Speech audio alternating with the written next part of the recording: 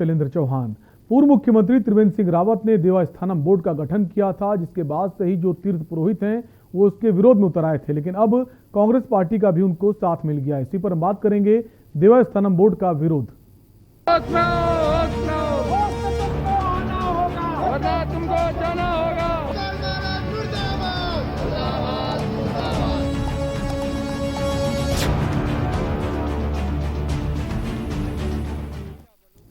उत्तराखंड में देवस्थानम बोर्ड सरकार के गले की फांस बनता जा रहा है। पूर्व मुख्यमंत्री त्रिवेंद्र सिंह रावत ने देवस्थानम बोर्ड का गठन किया था।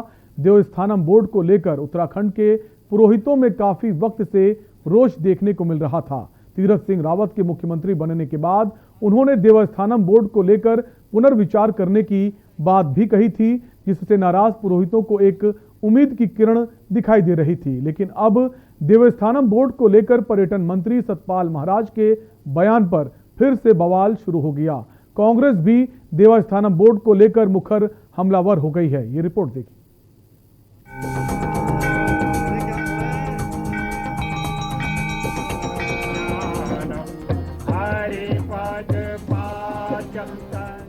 उत्तराखंड में 4 धामों के लिए बनाए गए देवस्थानम बोर्ड को लेकर तीर्थ पुरोहितों से नाराजगी देखने को मिल रही है।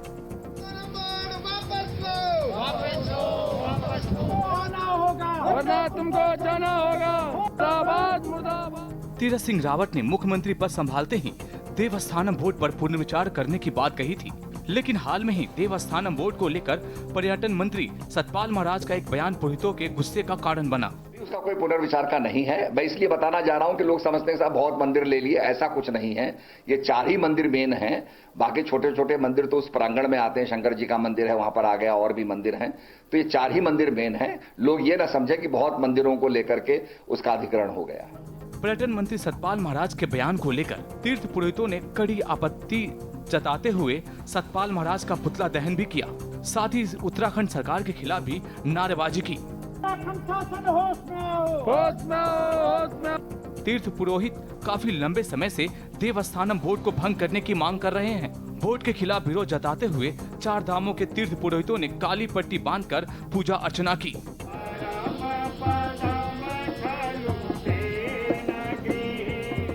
समस्त चारों धाम के तीर्थ पुरोहितों द्वारा अपने तीर्थ स्थानों पर और जितने भी देवस्थान है, शीतकालीन मठ स्थान है, उन स्थानों पर सभी तीर्थ पुरोहितों के द्वारा जो है काली पट्टी बांध करके अपने स्थानों पर, देवस्थानों पर जो है मां गंगा की पूजा और चारों धामों की पूजा अर्चना की गई।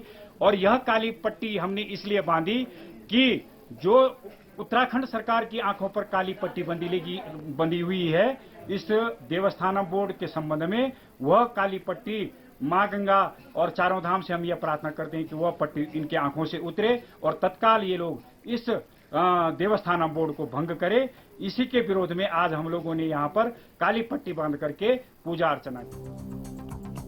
देवस्थानम बोर्ड का विरोध कर रहे पुरोहितों को राज्य सरकार की मुख्य विपक्ष पार्टी कांग्रेस का भी साथ मिल रहा है। देवस्थानम बोर्ड को लेकर कांग्रेस पुरोहितों की मांग को समर्थन कर रही है। साथ ही दावा कर रही है कि अगर उत्तराखंड में कांग्रेस की सरकार आती है तो देवस्थानम बोर्ड को फौरन भंग किया जाएगा।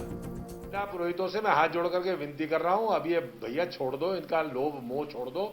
बहुत इनके झंडे उठा लिए, बहुत इनकी जय जयकार कर ली, बहुत इनके लिए अनुष्ठान कर लिए। पंडा पुरोहितों की दुश्मन है ये सरकार। त्रिवेंद्र सिंह रावत जितने बड़े दुश्मन थे, उतने ही बड़े तीरथ सिंह हैं और उतने ही बड़े हमारे सतपाल महाराज हैं। ये पंडा पुरोहितों को कुछ नहीं करने वाले। सरकार की नीयत में खोट है। पुनर्विचार का जो जुमला छोड़ा उन्होंने, उस जुमले के बाद आपने उसमें नॉमिनेशन कर दिए। तो अगर आपको पुनर्विचार करना था, कोई संशोधन करना था, तो पहले आप सब कमेटी बनाते, उसके बाद पुनर्विचार करते, जो आपके पास सुझाव आते, जो ऑब्जेक्शंस थे, जो स्टेक होल्डर्स हैं, पंडा पुरोहित, जो तमाम हक हकूकदारी हैं, उनकी बात सुनते और उनकी बात सुनने के बाद आप तब ये नियुक्तियां करते। आपने उसमें सीधा नियुक्तियां कर दी। उधर सतपाल महाराज कुछ बोल रहे, विनोद चमोली कुछ बोल रहा, तीरथ सिंह जी कुछ बोल रहे, त्रिवेंद्र सिंह जी कुछ बोल गए। तो ये कितने मुंह, 2 मुंहा सांप तो हमने सुना था, ये 10-12 मुंह वाला सांप कहां से आ गया भाई? अलग अलग बातें कर रहे हैं। सरकार के प्रवक्ता सुबोध उनियाल पर्यटन मंत्री सतपाल महाराज के बयान का बचाव करते हुए नजर आए हैं। सुबोध उनियाल ने देवस्थानम बोर्ड को लेकर कांग्रेस पर निशाना साधा। सुबोध उनियाल का कहना है कि कांग्रेस अपने राजनीतिक फायदे को बरगलाने का काम कर रही है। देवस्थानम बोर्ड के निर्णय को लिए हुए ऑलमोस्ट 2 साल होने के 2 साल में अगर आप पिछले 10-5 दिन जब से महाराज जी का बयान आया उसको अगर आप हटा लें तो उससे तब तक कांग्रेस हुई क्यों पड़ी थी? केवल राजनीतिक फायदे के लिए लोगों को भ्रमित करके अपनी राजनीतिक जमीन तलाश करने के लिए कांग्रेस कई मुद्दों पर हाथ पांव चला रही है। लेकिन कांग्रेस के हाथ पांव ये तो मुंगरी डाल के सपने है कि जब सत्ता में आएंगे ना नॉर्मन तेल होगा ना राधा नाचेगी। कानून के जानकारों का मानना है कि देवस्थानम बोर्ड को भंग करना इतना आसान नहीं है। बीजेपी के कद्दावर नेता सुब्रमण्यम स्वामी ने देवस्थानम बोर्ड के खिलाफ तत्कालीन मुख्यमंत्री त्रिवेंद्र सिंह रावत को कोर्ट में घसीट लिया था। हालांकि अब देवस्थानम बोर्ड सरकार के गले की फांस बन चुकी है। देहरादून से के न्यूज इंडिया के लिए नवाब चौधरी की रिपोर्ट।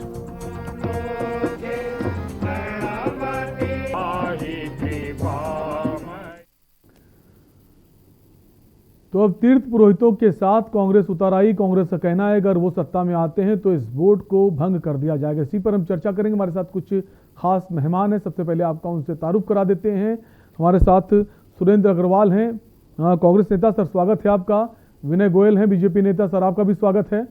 साथ ही साथ राजेश सेमवाल जुड़ गए हैं, पुरोहित हैं गंगोत्री धाम से। सर आपका भी स्वागत है। सबसे पहले राजेश जी आपके पास आऊँगा। जो आप कह रहे हैं कि जो सतपाल महाराज ने बयान दिया है वो ठीक नहीं, लेकिन उनका बयान तो उनका कहना है कि वो बहुत तोड़ मड़ोड़ कर पेश किया गया है। उन्होंने ऐसा कुछ नहीं कहा कि 4 मंदिर के अलावा और बाकी मंदिर भी उसमें शामिल होंगे।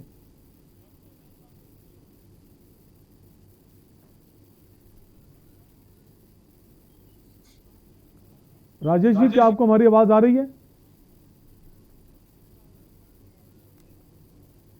राजेश जी हम चाहेंगे आप अपने फोन को अनम्यूट कर दें।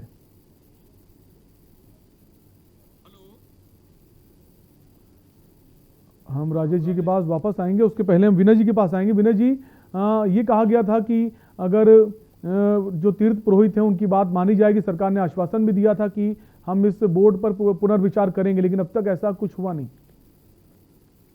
जिस प्रकार से पूरा विश्व कोरोना की महामारी से जूझ रहा है और एक एक व्यक्ति के परिवार में जिस प्रकार से या उसके जानकारों में और उनके मित्रों में, संबंधियों में कोरोना की महामारी ने जिस प्रकार का प्रभाव डाला है, तो आज के समय में सबसे पहली प्राथमिकता अगर किसी भी सरकार की कुछ थी तो वो लोगों की जान बचाना, उनके स्वास्थ्य के लिए साधन उपलब्ध कराना और जनता को कोरोना की महामारी से बचाना, ये सबसे प्राइम ऑब्जेक्ट केंद्र सरकार का भी और सभी राज्य सरकारों का भी रहा है। और उस पर सभी सरकारों ने अपने अपने दायित्व का निर्वहन करते हुए कोरोना की इस दूसरी लहर को परास्त करने में अपना पूरा संसाधन झोंके और सब कुछ लगाया। और उसी का परिणाम है कि अब हमें ऐसा महसूस हो रहा है कि कोरोना की जो ये दूसरी लहर थी उस पर काफी हद तक हमारे सभी लगभग प्रदेशों ने, कुछ प्रदेशों में हालांकि अभी भी काफी केसेस आ रहे हैं, लेकिन काफी हद तक उस पर विजय प्राप्त कर ली है ऐसा लगता है। और मुझे लगता है कि ये प्राइम ऑब्जेक्ट था इस समय कि सबसे पहले हम कोरोना की महामारी का मुकाबला करके जनता को उनके स्वास्थ्य का जो चिंता लोगों में व्याप्त हुई थी उससे उनको मुक्त कराते। और जहां तक देवस्थानम बोर्ड की बात है, तो जो बात अगर मान लिया मुख्यमंत्री जी ने कही है, तो मुख्यमंत्री जी ने जो बात कही है वो अपनी जगह बिल्कुल सही है। उन्होंने कहा है हम इस पर पुनर्विचार करेंगे और उसके बारे में सही निर्णय लेंगे, तो उस पर निर्णय लिया जाएगा। माननीय सतपाल महाराज जी ने भी उससे अलग कुछ नहीं कहा है। किसी भी बयान को किसी भी तरीके से उस पर वापस आएंगे, सवाल करेंगे, पूछेंगे। एक ब्रेक का वक्त है, ब्रेक के बाद वापस आएंगे और कुछ सवालों के साथ एक छोटे से ब्रेक के लिए रुकेंगे। ब्रेक के बाद इस चर्चा को आगे बढ़ाएंगे।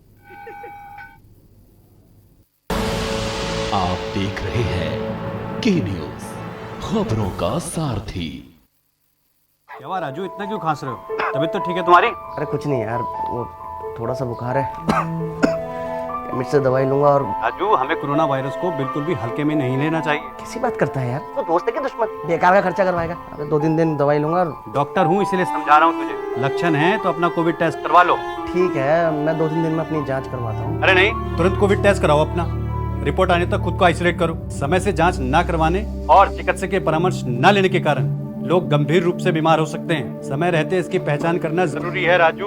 ठीक है डॉक्टर साहब, मैं आज और अभी अपनी जांच करवाता हूँ। जल्द से जल्द डॉक्टर से परामर्श लेकर अपना इलाज करवाओ। और हाँ, अब उत्तराखंड सरकार ने लक्षण आने पर दवाई देने का प्रावधान भी शुरू कर दिया है, समझे? घबराएं नहीं, कोरोना का टेस्ट समय से करवाएं। रिपोर्ट आने तक खुद को आइसोलेट करें। जल्द से जल्द डॉक्टरी परामर्श लें। समय रहते हॉस्पिटल जाएं। कोरोना के लक्षण को समय से पहचानना जरूरी है। कोविड वैक्सीन अवश्य लगवाएं, मास्क पहने और सोशल डिस्टेंसिंग का पालन करें। सूचना एवं लोक संपर्क विभाग द्वारा जनहित में जारी। स्वाद और खुशबू में झूम के भाई लेके आए गोल्डी मसाले। गोल्डी मसाले, खुशबू और स्वाद ऐसा तो रिश्तों में गुस्सा कैसा।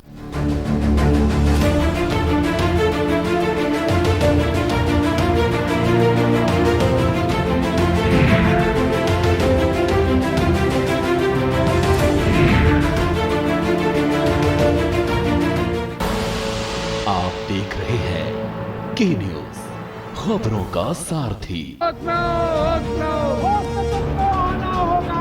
तुमको जाना होगा।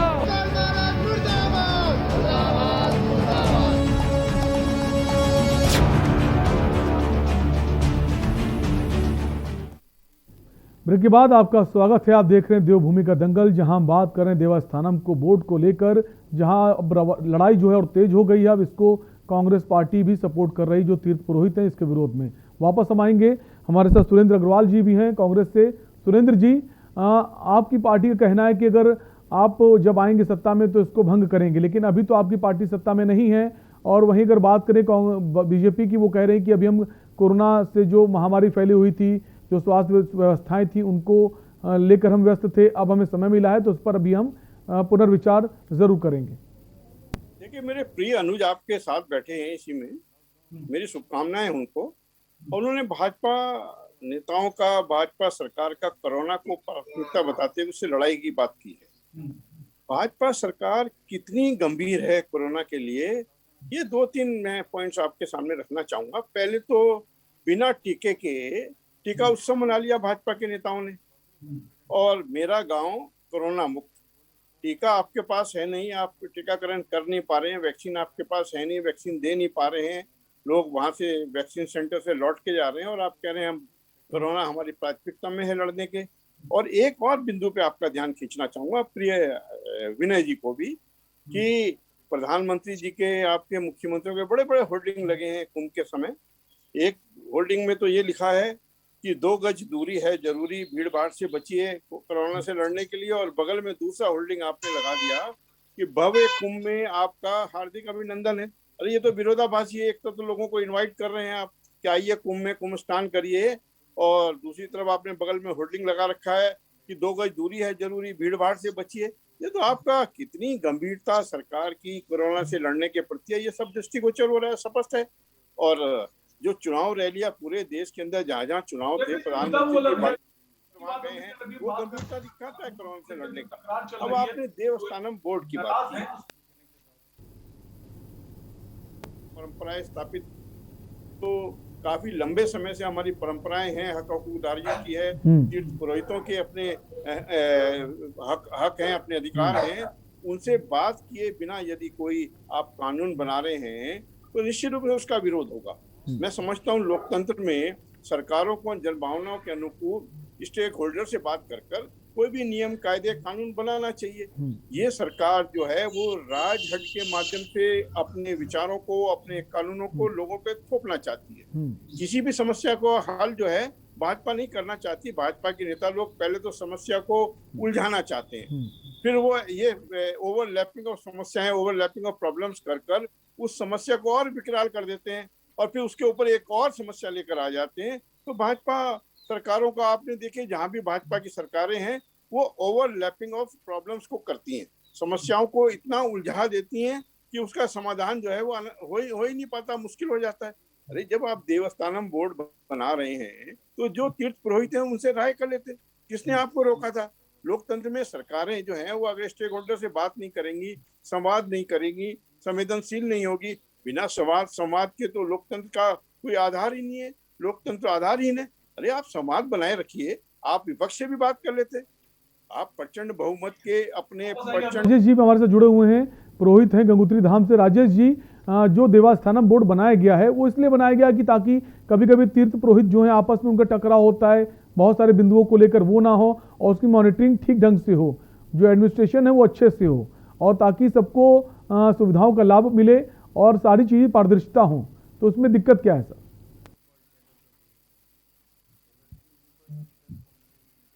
जी आपको हमारी आवाज आ रही है? आवाज आ रही है जी। सवाल आपसे है कि अगर देवस्थानम बोर्ड बनाया है सरकार ने ताकि जो टकराव पहले होता था तीर्थ पुरोहित में आपस में वो ना हो और पूरी मॉनिटरिंग की जा सके और सारी चीजें पारदर्शी हों। पहले कोई घबला होता था ना आज होता है। हम गंगोत्री धाम से, आप गंगोत्री धाम में आइए, हमारी व्यवस्था कितनी चाक चौबंद है, कभी कोई समस्या नहीं हुई है। ये केवल उत्तराखंड सरकार की केवल धामों में अतिक्रमण की, सनातन धर्म पर अतिक्रमण की एक पहल है। और आपने देखा अगर ये लोग बहुत अच्छा कार्य करने वाले थे तो बद्रीनाथ में इन्होंने समय बदल दिया, मंदिर समय पर नहीं खोल पाए। हम तो गंगोत्री में बैठे, मंदिर समय पर खोला, समय पर पूजा हो रही है। ये लोग बद्रीनाथ में बैठे हैं, बद्रीनाथ में तो समय बदल दिया पूजा का। एसओपी की आड़ लेकर के इन्होंने जो है पूजा बदल दी, पूजा का टाइम बदल दिया, ब्रह्म मुहूर्त का समय बदल दिया। हेलो, आपकी आवाज आ रही है? अपनी बात कहिए। जी, मेरा विनय गोयल जी से निवेदन है कि माननीय मुख्यमंत्री जी ने विश्व हिंदू परिषद के मार्गदर्शन मंडल में जो है घोषणा की, उसको पूरा करवाएं। और सतपाल महाराज जी ने जो बयान दिया कि देवस्थानम बोर्ड पर पुनर्विचार ने, उस स्टैंड को क्लियर करें। पर हमारे पास उसकी पूरी बाइट है कि उन्होंने क्या बोला। आज वो मुकर रहे हैं क्योंकि तीर्थ पुरोहितों ने चारों धामों में जब उनका जो है पुतला फूका, जो इतिहास में पहली बार हुआ कि धामों में जिन तीर्थ पुरोहितों ने जो आशीर्वाद देना था कि ये उत्तराखंड खूब फले फूले और यहाँ जो है सरकार अच्छी चले, आज उन तीर्थ पुरोहितों को जो है आपने सड़कों पर बिठा दिया। और वो तीर्थ पुरोहित जिनके आशीर्वाद से जो है प्रदेश कुशल चलता है, वो जो है सरकार के मुर्दाबाद के नारे लगाए। तो आप सोच सकते हैं कि प्रदेश किस दिशा में जा रहा है। और सतपाल महाराज जो कि अपने को कहते हैं मैं धर्मगुरु हूं, और वो देवस्थानम बोर्ड के पक्ष में खड़े हो गए। मैं तो स्पष्ट कहूंगा कि उनका हरिद्वार में बहुत बड़ा आश्रम है। अगर उनको देवस्थानम बोर्ड की इतनी चिंता है तो वो अपना आश्रम पहले दे दें। लेकिन सवाल राजेश जी है ना कि जो बाद में जो सतपाल महाराज उन्होंने कहा कि हमारे जो बयान था उसको तोड़ मरोड़ कर पेश किया गया है। एक ब्रेक के लिए रुकेंगे, ब्रेक के बाद वापस आएंगे कुछ और सवालों के साथ। छोटे सा ब्रेक लेंगे, उसके बाद इस चर्चा को आगे बढ़ाएंगे।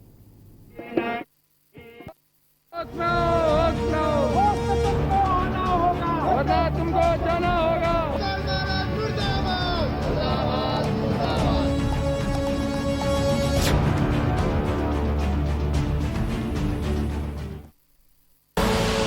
आप देख रहे हैं के न्यूज, खबरों का सारथी। कोरोना से चल रही लड़ाई के दौरान हमें डेंगू से भी सावधान रहना है। छोटी छोटी बातों का ध्यान रखकर डेंगू पर काबू पाया जा सकता है। याद रखिए, डेंगू के मच्छर साफ पानी में पनपते हैं, इसलिए अपने आसपास पानी जमा नहीं होने देना है और रखनी है साफ सफाई। पानी की टंकी व जल संचय के बर्तनों को रखना है ढककर। और हाँ, सप्ताह में 2 बार सभी गुलदस्तों, गमलों, पानी के बर्तनों और कूलर को पानी से पूरी तरह से खाली कर दें और सुखाकर फिर से भरें। प्रयोग में न आने वाले खाली बर्तन, बोतल, डब्बे, टायर आदि को इधर उधर न फेंकें। इनमें जमा हो सकता है बारिश का पानी और पनप सकते हैं डेंगू के मच्छर। मच्छरों से बचने के लिए ऐसे कपड़े पहनें जो शरीर को ज्यादा से ज्यादा ढकें। मच्छरदानी का इस्तेमाल करें। अगर आपको तेज बुखार, बदन दर्द, सर दर्द, जोड़ों में दर्द हो तो तुरंत चिकित्सक से संपर्क करें। अधिकांश लोगों में डेंगू एक सामान्य बुखार की तरह होता है, सामान्य लक्षण की तरह आता है। लेकिन कुछ लोगों में डेंगू गंभीर रोग का रूप ले सकता है और जानलेवा भी हो सकता है। इसलिए पूरी सावधानी रखना बहुत ज़रूरी है। यदि आपको डेंगू रोग के लक्षण होते हैं तो आप पूरी तरीके से सतर्क रहिए। बिना डॉक्टर के परामर्श के कोई दवा ना लें। डेंगू रोग का उपचार लक्षणों के आधार पर होता है। अननेसेसरी किसी भी तरीके का कोई भी दवा या मेडिकेशन नहीं लिया जाना है।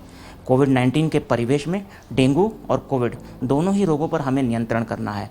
बारिश में बढ़ता है डेंगू का प्रभाव, साफ सफाई से करें बचाव।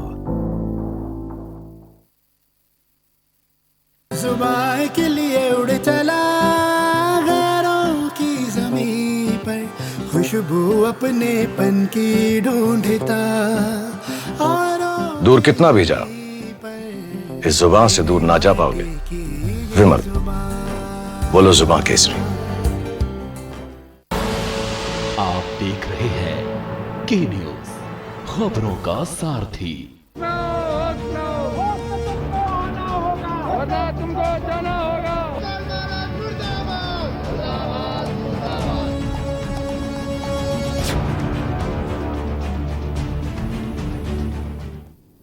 ब्रेक के बाद एक बार फिर आपका स्वागत है। आप देख रहे हैं देवभूमि का दंगल। देवस्थानम बोर्ड को लेकर एक बार फिर से जो तीर्थ पुरोहित हैं उनमें नाराजगी देखने को मिल रही। कारण यह है कि सतपाल महाराज ने एक बयान दिया जिसमें उन्होंने कहा कि किसी भी प्रकार का पुनर्विचार नहीं किया जाएगा। वापस हम आएंगे विनय जी के पास। विनय जी, क्या अब हम ये माने कि बीजेपी की जो दखलंदाजी है अब जो पर्यटन क्षेत्र हैं, जो मंदिर बोर्ड है, उनमें भी होगी? ब्यूरोक्रेसी की दखलंदाजी बढ़ती चली जा रही है। देखिए, बिल्कुल ये विषय को बिल्कुल विकृत करके जनता के सामने प्रस्तुत करने का प्रयास है, ऐसा कहीं नहीं है। हम सभी जानते हैं, चाहे बद्रीनाथ जी का मंदिर है, चाहे केदारनाथ जी का मंदिर है, पहले से ही वो मंदिर समितियों के अंतर्गत ही संचालित होते हैं। और गंगोत्री और यमुनोत्री धाम, पहले गंगोत्री धाम भी और यमुनोत्री धाम भी वहां के जिला प्रशासन के अधिकारियों के द्वारा संचालित होते थे, लेकिन अभी गंगोत्री धाम में ये व्यवस्था नहीं है। लेकिन यमुनोत्री धाम अभी भी वहां जिला प्रशासन के द्वारा वहां की व्यवस्थाएं संचालित होती हैं। लेकिन सरकार की मंशा केवल और केवल इतनी है कि हम अपने मंदिरों की जो, क्योंकि हमारे मंदिर, हमारे उत्तराखंड हमारी देवभूमि है और उत्तराखंड की एक विशिष्ट पहचान है पूरी दुनिया में अपने इन तीर्थ स्थलों के कारण से। हम यहाँ की व्यवस्थाएं इंटरनेशनल लेवल की करना चाहते हैं। यहाँ पर जो हमारे तीर्थ यात्री श्रद्धालु आते हैं उनको अधिक से अधिक सुविधाएं देना चाहते हैं, अधिक से अधिक दर्शनार्थी यहाँ पर आए, हम उनकी अच्छी से अच्छी सेवा कर पाए ताकि वो जाकर और लोगों को भी बताएं और वो यहाँ पर आए। और देखिए, इसीलिए आपको मैं किसी भी सरकार की मंशा उसके काम करने के तरीके से पता चल जाती है। अगर ऑल वेदर रोड बन रही है और चारों धामों को जोड़ने वाली रोड बन रही है तो ये उसकी दिशा में एक बहुत महत्वपूर्ण बढ़ाया हुआ कदम है।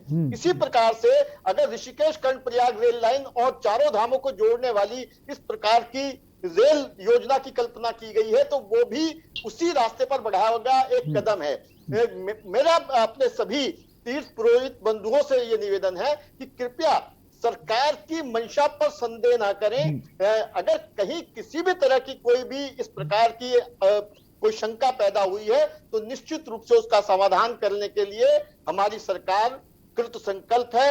हम जिस प्रकार से हमने अपने मंदिरों के लिए, अपने तीर्थ स्थलों के लिए जितनी चिंता भारतीय जनता पार्टी की सरकारों ने की है, ठीक है विनय जी, सवाल ये है कि अगर ये बोर्ड ना बने तो क्या जो विकास है, जैसे आप कह रहे हैं अंतर्राष्ट्रीय स्तर पर हम डेवलपमेंट करना चाहते हैं, एक और जो सुविधाएं हैं जो टूरिस्ट हैं उनको और मिल पाए जो टूरिस्ट हैं, क्या अगर ये बोर्ड नहीं बनता है तो क्या वो चीजें नहीं हो पाएंगी?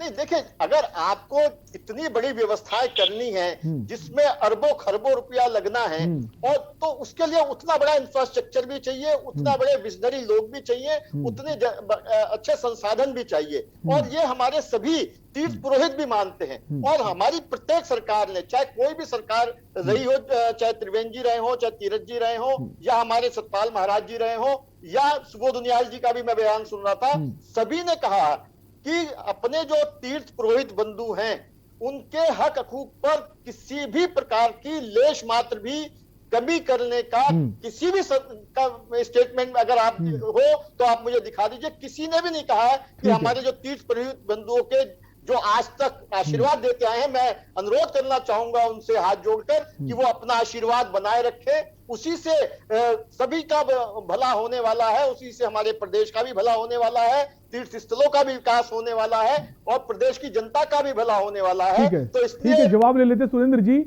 विनय जी का कहना है साफ कि जो हक हकूकधारी हैं उनके खिलाफ हम नहीं हैं, उनके साथ ऐसा कुछ भी नहीं है और साथ ही साथ इंटरनेशनल लेवल पर जो है हम डेवलपमेंट करना चाहते हैं, इसको लेकर ये बोर्ड बनाना जरूरी था। हेलो सर वापस आऊंगा आपके पास। मेरा सवाल सुरेंद्र जी से है। सुरेंद्र जी, आपसे सवाल है मेरा। जी दोबारा दोहराएंगे अपना सवाल? सवाल ये है कि इनका कहना है कि जो इंटरनेशनल लेवल पर डेवलपमेंट करना चाहते हैं, चीजों को और बेहतर करें, लोगों को सुख सुविधाएं और बढ़ाएं, उसके लिए बोर्ड बनाना जरूरी है। किसने रोका है बेहतर सुविधाएं देने के लिए? अंतर्राष्ट्रीय स्तर के मानक के अभी 4.5 साल में आप अंतर्राष्ट्रीय स्तर का कुछ नहीं बना पाए। आप प्रचंड अहंकार से वशीभूत होकर अब धार्मिक परंपराएं जो हमारी देवभूमि की हैं उनके साथ कुठाराघात कर रहे हैं, उसमें अतिक्रमण कर रहे हैं। अरे आदि गुरु शंकराचार्य की स्थापित परंपराओं को आप तोड़ना चाहते हैं, उनकी अवहेलना क्यों करना चाहते हैं? आपको ऐसा क्या अहंकार आ गया है कि प्रचंड बहुमत आ गया तो आप अपना निर्णय, अपनी विल जो है लोगों पर थोपना चाहते हैं? अरे लोकतंत्र में, मैंने पहले भी कहा, लोकतंत्र में संवाद और संवेदना दोनों का बहुत प्रमुख आधार होता है। आप उसको तिलांजलि देकर अपने निजी फैसले, अपने कुछ पूंजीपति मित्रों को देवस्थानम बोर्ड में शामिल करना चाहते हैं, उनको प्रतिस्थापित करना चाहते हैं, इसीलिए आप देवस्थानम बोर्ड लाए हैं। अरे आप बेहतर सुविधाएं देना चाहते हैं, पारदर्शी ढंग से सुविधाएं देना चाहते हैं, इसमें किसने रोका आपको? सवाल है सुरेंद्र जी का, पूंजीपतियों को इस बोर्ड में शामिल करना चाहते हैं, इसलिए ये बोर्ड बनाया गया है ताकि पूंजीपतियों को फायदा मिल पाए। वापस आएंगे, सवाल का भी जवाब लेंगे और इस चर्चा को भी आगे बढ़ाएंगे। छोटे से ब्रेक के लिए रुकेंगे, फौरन हाजिर होंगे।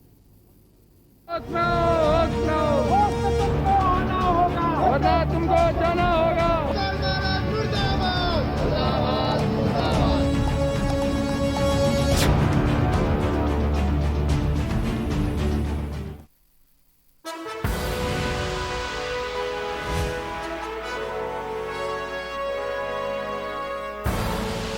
आप देख रहे हैं के न्यूज, खबरों का सारथी। क्या हुआ? रिपोर्ट कोविड पॉजिटिव आई है। अभी तो डॉक्टर ने होम आइसोलेशन में इलाज करने की सलाह दी है, लेकिन क्या? बस यही सोच रहा था कि अस्पताल की जरूरत ना पड़े। अरे यार, नहीं पड़ेगी।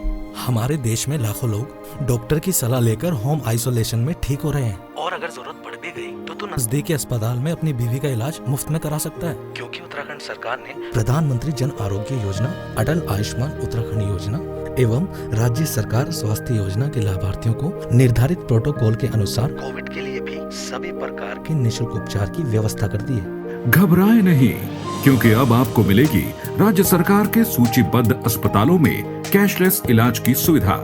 प्रधानमंत्री जन आरोग्य योजना, अटल आयुष्मान उत्तराखंड योजना एवं राज्य सरकार स्वास्थ्य योजनाओं से आपको मिलेगा कैशलेस उपचार।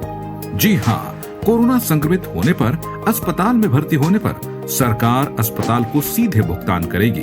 मरीज को चिंता करने की बिल्कुल भी जरूरत नहीं है। NABH मान्यता वाले अस्पतालों में आइसोलेशन बेड पर 8,000, वेंटिलेटर केयर पर 12,000, ICU वेंटिलेटर केयर पर 14,400 रुपए का पैकेज निर्धारित किया गया है, जबकि गैर NABH मान्यता वाले अस्पतालों में आइसोलेशन बेड के लिए 6,400, वेंटिलेटर केयर पर 10,400, ICU वेंटिलेटर केयर पर 12,000 का पैकेज है, और ये सारा खर्च सरकार द्वारा उठाया जाएगा। यही नहीं, लाभार्थियों की जांच, उपचार, भोजन और PPE किट का खर्च भी इस योजना में शामिल है। इस मुश्किल घड़ी में अगर अस्पताल करे इलाज में कोताही, तो अस्पतालों पर भी तीरथ सरकार करेगी कड़ी कार्रवाई। तीरथ सरकार इस मुश्किल घड़ी में है आपके साथ। बेहतर इलाज, कैशलेस इलाज, कोरोना से जीतेंगे जंग, हमें है विश्वास। पर ये दिल है कि चख रहा है उन्हीं अल्फाजों का दूर कितना भी जाओ, इस जुबान से दूर ना जा पाओगे। विमल, बोलो जुबान केसरी। आप देख रहे हैं के न्यूज, खबरों का सारथी। तुमको जाना होगा।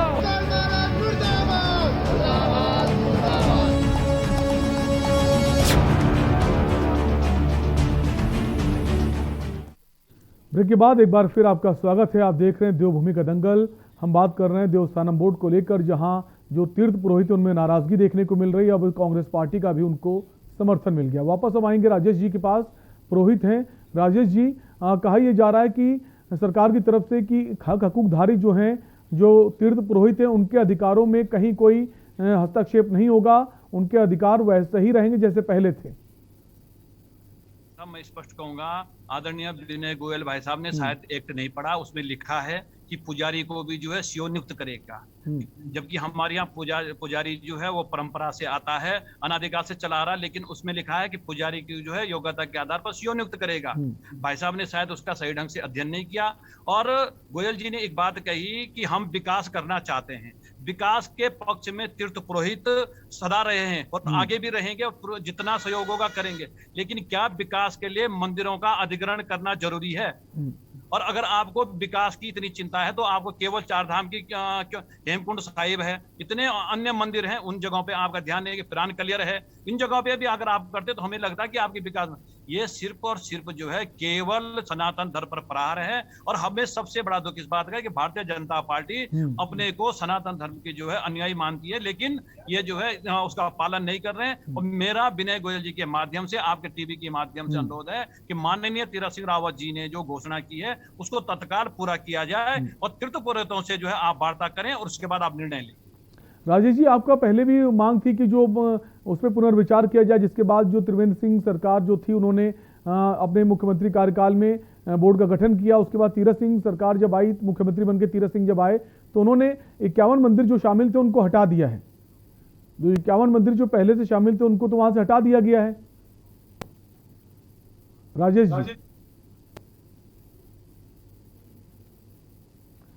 जी, आपको हमारी आवाज आ रही है?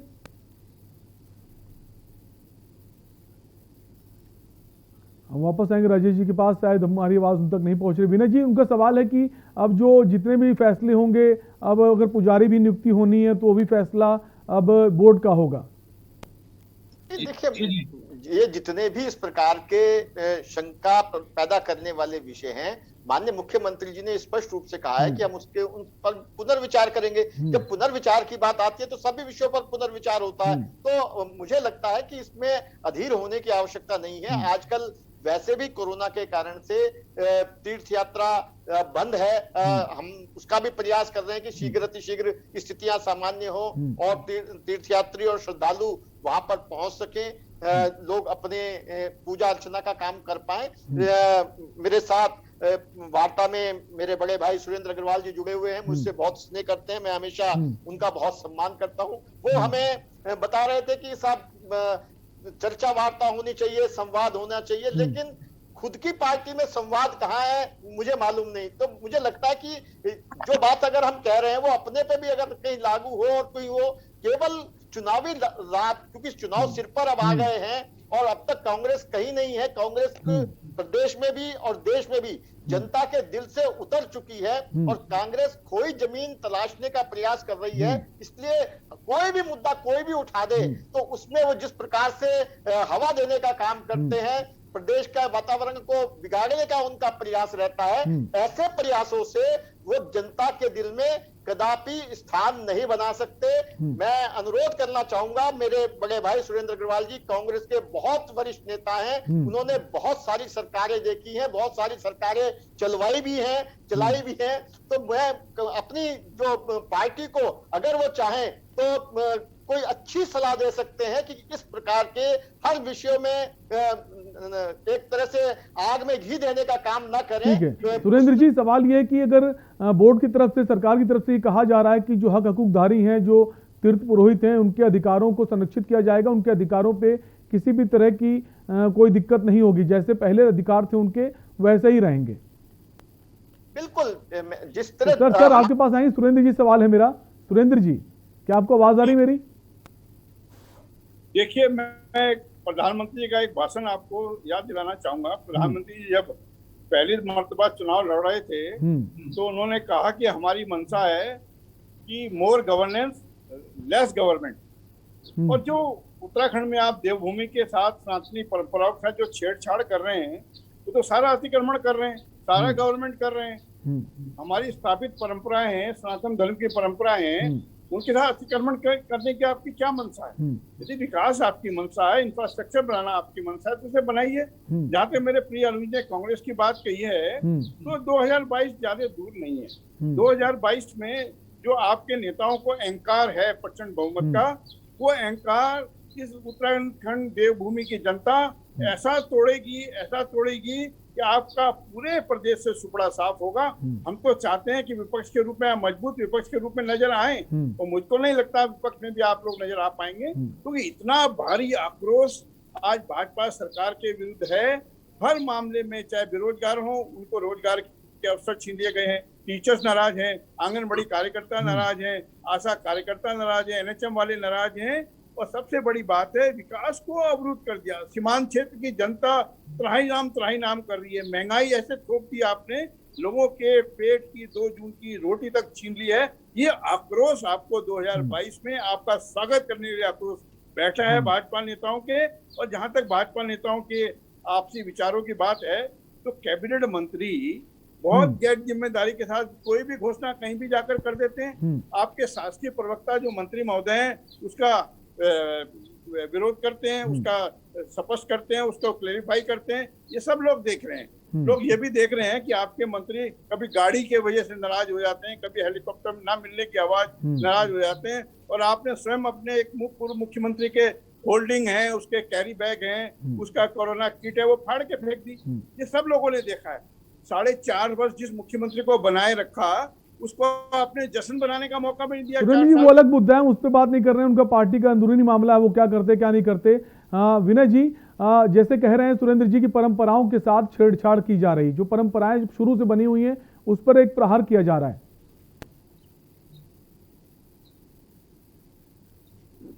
हेलो विनय जी, आवाज आ रही है आपको?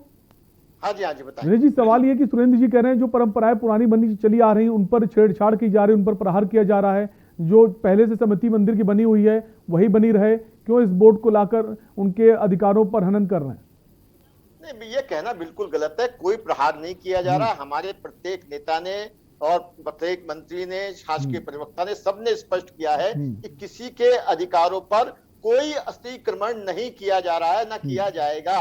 दूसरी बात यह है कि अगर आज केदारनाथ जी का जिस प्रकार से विकास हुआ है, तो अगर किसी को नहीं दिखाई देता तो मुझे लगता है कि उसको कहीं ना कहीं अपनी आंखों का इलाज कराने की आवश्यकता है। देश में जहां कहीं भी, चाहे वो मैं माननीय प्रधानमंत्री जी के निर्वाचन स्थल प्रयागराज की अगर मैं बात करूं, तो वहां भी जब उनके विकास की बात हुई और वहां जिस प्रकार से निर्माण कार्य हुए हैं, जिस प्रकार से वहां विकास हुआ है, तो किस प्रकार से हम लोग सनातन की परंपराओं को जारी रखने वाले हैं और कैसे वहां का विकास करने वाले हैं, वो किसी से छुपा नहीं है। लेकिन जब भी कोई काम प्रारंभ होता है, तो चूंकि सारी बातें कहीं ना कहीं कम्युनिकेशन हो सकता है गैप रह जाता हो, पूरी बातें कम्युनिकेट ना हो पाती हो, उसके कारण से भ्रम की स्थिति पैदा होती है। और कांग्रेस जैसे दल उसमें भ्रम पैदा करने में और भी अपनी भूमिका निभाते हैं, ताकि जो उस अच्छे काम का जो परिणाम आने वाला है उसको वो धूमिल कर सके। और जो काम करने वाली सरकार है, जो काम करने वाली पार्टी है, उसका श्रेय वो नष्ट करने का प्रयास करते हैं। लेकिन अल्टीमेटली जब काम होके जनता के सामने आता है, तो वो जनता उसका लगातार समर्थन करती है और बार बार वो भारतीय जनता पार्टी को अपना आशीर्वाद देती है। उत्तराखंड में भी ऐसा ही होने वाला है। कांग्रेस को मुंगेरी लाल के हसीन सपने देखने से बचना चाहिए।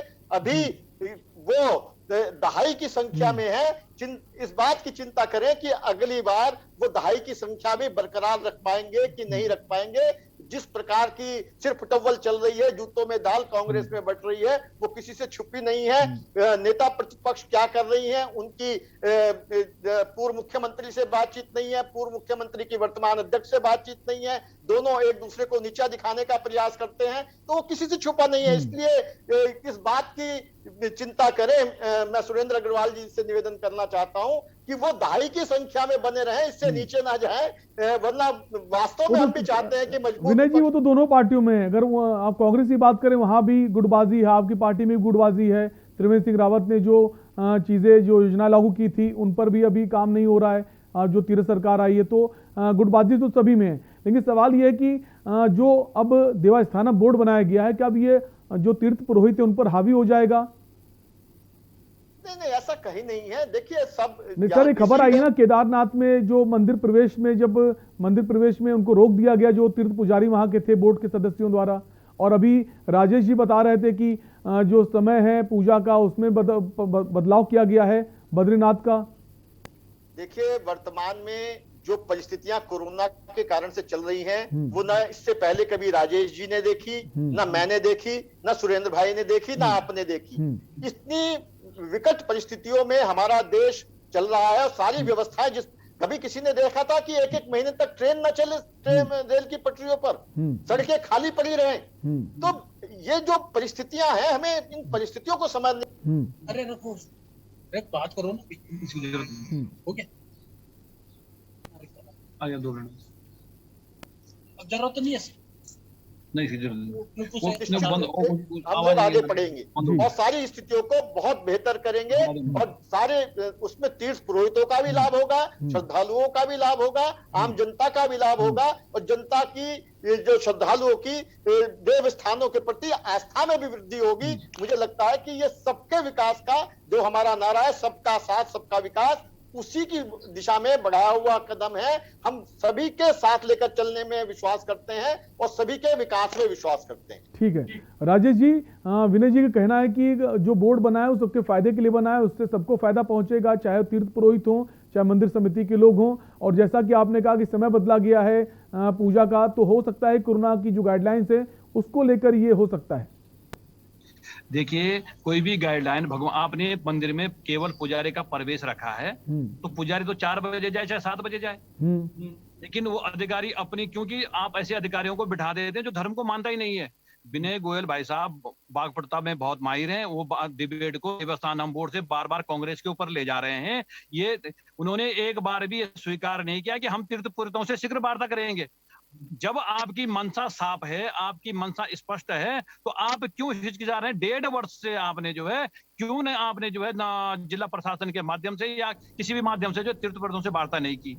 और तीर्थ पुरोहित कभी भी जो है विकास के विरोधी नहीं रहे, केवल इस बात के विरोधी हैं कि ये सनातन धर्म है और मंदिरों को, जिसको हमारे पूर्वजों ने जो है कई वर्षों से जो है अपने खून पसीने से जो है धरोहर को जो है संजोए रखा। आज आप एकदम से कह रहे हैं कि अब तुम्हारा नहीं, हमारा हो गया, आप अधिकारी ला रहे हैं, आप सीधे जो है अधिकारी नियुक्त करें कि अब आप ये व्यवस्था नहीं, आप ये व्यवस्था ये देखेंगे। कैसे देख लेंगे? हमारे दादा परदादाओं ने जो गंगोत्री में चीना और का भोग लगा करके गंगा मैया को जो सब पूज्य रखा, तो आज आप सीधे अधिकार जमाने आ रहे हैं, ये बिल्कुल नहीं होगा। और मैं आपको स्पष्ट शब्दों में बोल रहा हूँ कि अगर तीर्थ पुरोहितों की बात को नहीं माना गया तो अभी तो हमने काली पट्टी बांध करके, जो इतिहास में पहली बार हो रहा है, और ये उत्तराखंड सरकार जो भारतीय जनता पार्टी की सरकार है, इसमें हो रहा है कि तीर्थों में जो है पुतले फूंके जा रहे हैं और जुलूस निकाले जा रहे हैं और मुर्दाबाद के नारे लगाए जा रहे हैं। अगर सरकार नहीं मानी तो 15 तारीख को हम जो उपवास रखेंगे, 20 तारीख को इनकी जो है बुद्धि शुद्धि के लिए यज्ञ करेंगे और 21 तारीख से जो है हम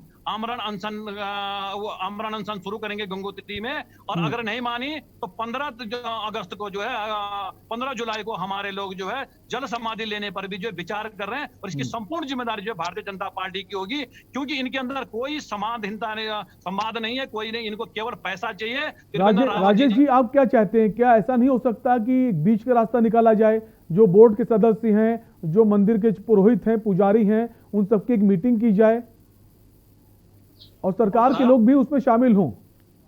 मीटिंग तो हो, पहले मीटिंग तो नहीं हो तब हम अपनी बात रखें क्या चीज है, हम इनको बताएं कि आपके एक्ट में क्या कमी है। लेकिन इनको मालूम है, क्योंकि इनकी मनसा साफ नहीं, इसलिए वार्ता नहीं करना चाहते। हम 1.5 साल से तीर्थ पुरोहित यही चिल्ला रहे हैं कि एक बार हमारी सुन लो, एक बार हमारी सुन लो, लेकिन कोई सुनने को राजी नहीं है। और तो तीर्थ पुरोहित आज भी कह रहे हैं आप एक बार वार्ता कीजिए, हल निकल आएगा। और हमको देवस्थान बोर्ड इनको रद्द करना पड़ेगा। तीर्थ पुरोहित पीछे हटने को तैयार नहीं है।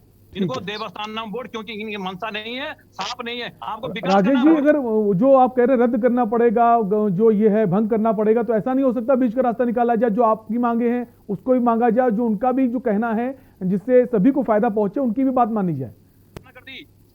आप बताइए बीच का रास्ता क्या निकलेगा? माननीय मुख्यमंत्री जी ने घोषणा कर दी कि मैं देवस्थानम बोर्ड पे पुनर्विचार करूंगा, 51 मंदिरों को बोर्ड से जो अलग कर दूंगा। आप उस घोषणा पर आइए, जो माननीय मुख्यमंत्री जी ने घोषणा किया, आप उस पर आइए और हम उसका स्वागत करें। आप घोषणा को पूरा कीजिए, जो आपकी घोषणा है उसे पूरा कीजिए। ठीक है विनय जी, तीरथ सिंह रावत जब मुख्यमंत्री बने तो उन्होंने कहा था कि 51 जो मंदिर है उनको अलग कर देंगे, तो अगर उन्होंने कहा है तो उसको तो करना चाहिए। साथ ही साथ जो पुरोहित हैं, जो मंदिर के पुजारी हैं, उनको बैठालकर, बोर्ड के जो लोग हैं अधिकारी उनको बैठालकर और सरकार के कुछ लोग वहां बैठे, एक मीटिंग की जाए, शायद उससे हल निकल आए। हम सरकार से बात ठीक है राजेश जी, आपके पास आएंगे। विनय जी, सवाल है हमारा। नहीं, देखिए निश्चित रूप से मैंने जैसे आप जी विनय जी स्थितियां थी, जिस प्रकार से कोरोना के कारण से सारी व्यवस्थाएं अस्त व्यस्त थी, कहीं जाना आना संभव नहीं था। अब थोड़ा सा उससे सभी सरकारों को थोड़ी बहुत मुक्ति मिलनी प्रारंभ हुई है, तो निश्चित रूप से जो और इस प्रकार के अन्य विषय हैं, निश्चित रूप से उनका भी समाधान होगा। मैं बार बार जो आपके चैनल के माध्यम से ये अनुरोध कर रहा हूं कि अधीर होने की आवश्यकता नहीं है। अगर माननीय मुख्यमंत्री जी ने कोई बात की है तो उसका कोई मायने होता है। माननीय मुख्यमंत्री जी की अगर पुनर्विचार की घोषणा है तो वो कोई हवाई घोषणा नहीं है, तो उस पर निश्चित रूप से विचार होगा और उसके ऊपर बात भी करेंगे। और जिस प्रकार से पहले भी आप लोगों से आपने स्वयं बताया कि आपसे उनकी वार्ता हुई थी, लेकिन आगे भी वार्ता होगी और वार्ता से ही समाधान निकलेगा। इसमें भारतीय जनता पार्टी को कोई गुरेज नहीं है और निश्चित रूप से ठीक है, वार्ता से समाधान निकलेगा, ऐसा कहना है विनय जी का कि सरकार की पूरी कोशिश है और जैसा मुख्यमंत्री ने कहा है कि पुनर्विचार करेंगे, वो पुनर्विचार जरूर करेंगे। बहुत बहुत शुक्रिया आप सभी का जो हमसे जुड़े और तमाम अपना समय दिया। सुरेंद्र जी आपका भी शुक्रिया, विनय जी आपका भी शुक्रिया और राजेश जी आपका भी शुक्रिया। तो जो देवस्थानम बोर्ड को लेकर जो राजनीति गरमाई हुई है, सरकार का कहना है इस पर पुनर्विचार करेगी और जो भी खामियां उसको दूर करने का प्रयास करेगी। फिलहाल इस चर्चा में इतना ही। देखते रहिए के न्यूज़ इंडिया। नमस्कार।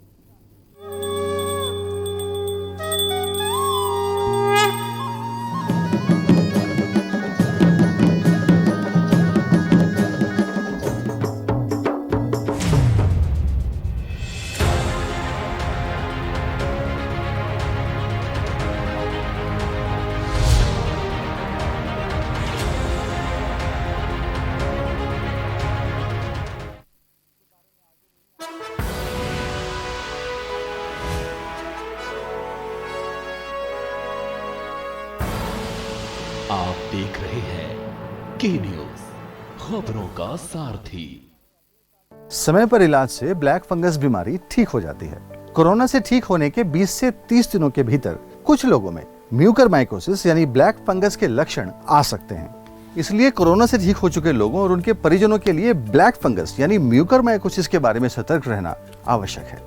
जिन लोगों को डायबिटीज हो, कोविड के इलाज के लिए अस्पताल में भर्ती हुए हो, स्टेरॉइड या ऑक्सीजन दी गई हो, आईसीयू में भर्ती रहे हो, कैंसर या किडनी रोग का इलाज चल रहा हो, उन्हें इस इन्फेक्शन का खतरा हो सकता है। ब्लैक फंगस के लक्षण हैं आंखों और नाक के पास लालिमा, चेहरे पर एक तरफ सूजन, लगातार बुखार या खांसी, सिर दर्द, सांस लेने में तकलीफ या दर्द, उल्टी में खून आना और मानसिक स्थिति में बदलाव। इससे बचाव के लिए खास तौर से शुगर को कंट्रोल में रखें।